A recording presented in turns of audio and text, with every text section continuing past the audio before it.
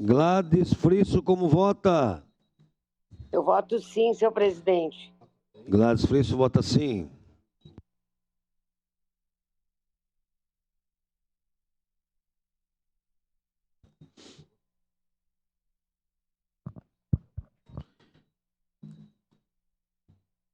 Estela Baladim, como vota?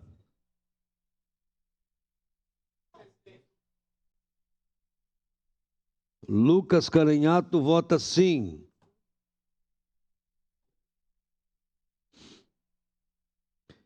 Encerrado o registro dos votos, encerrada a votação, o projeto de lei número 99/2023 foi aprovado por unanimidade, com ausência em representação, Rafael Bueno.